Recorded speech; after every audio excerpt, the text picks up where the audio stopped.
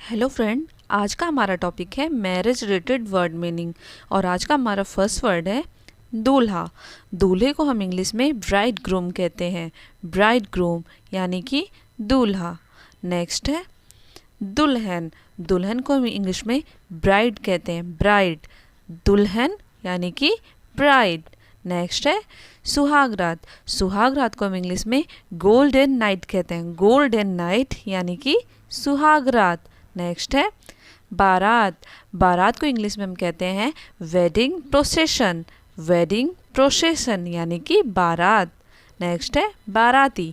बाराती जो होते हैं उन्हें हम इंग्लिश में कहते हैं वेडिंग गेस्ट। वेडिंग गेस्ट यानी कि बाराती। नेक्स्ट है शादी की रस्में।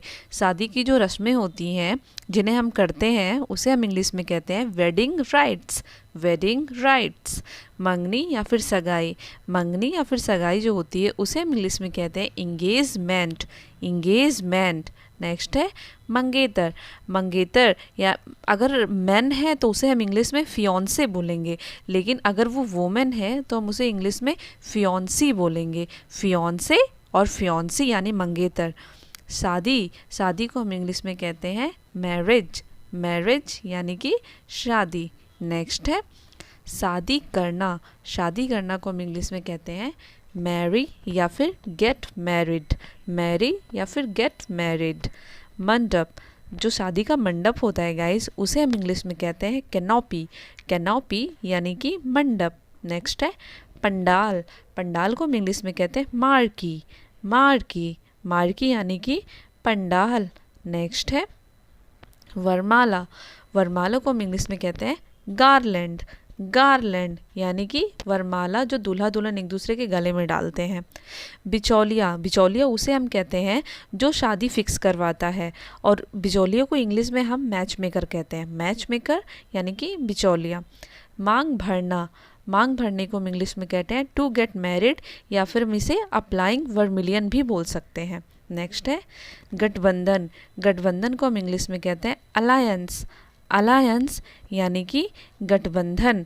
नेक्स्ट है मंगलसूत्र। मंगलसूत्र को हम इंग्लिश में कहते हैं वेडिंग चेन। वेडिंग चेन यानी कि मंगलसूत्र। नेक्स्ट है सिंदूर। सिंदूर को हम इंग्लिश में कहते हैं वर्मिलियन। हिंदुओं में सिंदूर को बहुत ही पवित्र माना जाता है, इंग्लिश में इसे वर्मिलियन कहते हैं। सात फेरे। सात फेरे जो दूल्हा दुल्हन लेते हैं शादी के वक्त, इसे हम इंग्लिश में कहते हैं सेवन वॉज। Seven was. सात वचन। और जो सात फेरों के साथ साथ हम सात वचन लेते हैं उसे इंग्लिश में कहते हैं सेवन वर्ड्स। Seven words. सहरा। सहरा दूल्हा अपने सर पे बांधता है, इसे हम इंग्लिश में कहते हैं रेट। रेट यानी कि सहरा। शादी की पोशाक, फिर वो चाहे ब्राइड का हो या फिर ग्रूम का हो, इसे हम इंग्लिश में कहेंगे वेडिंग आउटफिट। Wedding outfit. हार श्रृंगार। हार श्रृंगार जिससे शादियों पे सजावट की जाती है फूल पत्तियों से, उसे हम इंग्लिश में कहते हैं ऑर्नामेंटेशन। ऑर्नामेंटेशन। बालिग। बालिग हम उसे कहते हैं जब वो शादी के योग्य हो जाती है, उसे हिंदी में बालिग कहते हैं, और इंग्लिश में हम उसे बोल सकते हैं मैरिजेबल। मैरिजेबल। नाबालिग। बालिग का उल्टा, अगर वो शादी लायक नहीं है, शादी योग्य नहीं है, तो हम उसे अनमैरिजेबल बोलते हैं। अनमैरिजेबल यानी कि नाबालिग। चूड़ियाँ। चूड़ियाँ जो हम अपनी कलाइयों में पहनते हैं उसे हम इंग्लिश में कहते हैं बैंगल्स। बैंगल्स यानी कि चूड़ियाँ। होने वाला पति। अगर आपकी शादी होने वाली है तो आप अपने होने वाले पति को वुड बी हस्बैंड बोलेंगे। वुड बी हस्बैंड यानी कि होने वाला पति।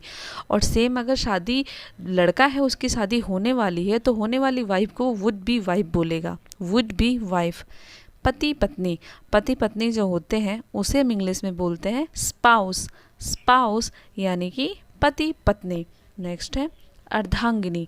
अर्धांगिनी इसे हम इंग्लिश में बोलते हैं बेटर हाफ। बेटर हाफ यानी कि अर्धांगिनी। दावत। दावत चाहे जैसी भी हो, चाहे शादी की हो या फिर पार्टी किसी की भी दावत हो, उसे हम इंग्लिश में बोलेंगे फीस्ट। फीस्ट। दो अलग जाति की शादी। जो दो अलग जाति की शादी होती है उसे हम इंग्लिश में बोलेंगे इंटरकास्ट मैरिज। Intercaste marriage. शादीशुदा। शादीशुदा लोगों को हम बोलेंगे मैरिड। मैरिड यानी कि शादीशुदा। नेक्स्ट है अविवाहित, यानी कि जो शादीशुदा नहीं होते हैं उसे हम इंग्लिश में बोलेंगे अनमैरिड। अनमैरिड यानी कि अविवाहित। नेक्स्ट है विवाह संबंधी। विवाह संबंधी को हम इंग्लिश में बोलेंगे मैट्रिमोनियल, मैट्रिमोनियल। नेक्स्ट है जूता चुराई की रस्म। जो जूता चुराई की रस्म होती है उसे हम इंग्लिश में बोलेंगे शू स्टीलिंग सेरेमनी, शू स्टीलिंग सेरेमनी। साला, साले को हम इंग्लिश में कहेंगे brother in law, brother in law यानी कि साला। नेक्स्ट है साली, साली को इंग्लिश में बोलेंगे sister in law, sister in law यानी कि साली। नेक्स्ट है कन्यादान। कन्यादान को हम इंग्लिश में कहते हैं गिव अवे, गिव अवे यानी कि कन्यादान। नेक्स्ट है मायका। मायका को हम इंग्लिश में बोलेंगे मैटरनल हाउस, मैटरनल हाउस यानी कि मायका।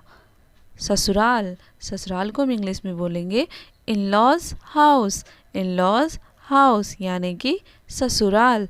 नेक्स्ट है डोली या फिर पालकी, जिसमें बैठा के लड़की की विदाई होती है, उसे हम इंग्लिश में बोलेंगे पैलेंक्विन, पैलेंक्विन। नेक्स्ट है विदाई। विदाई को हम इंग्लिश में कहते हैं फेयरवेल, फेयरवेल यानी कि विदाई। सो फ्रेंड, आज के लिए बस इतना ही। कैसी लगी आपको मेरी आज की ये वीडियो? पसंद आई हो तो वीडियो को ज़रूर लाइक करिएगा और कमेंट भी करिएगा।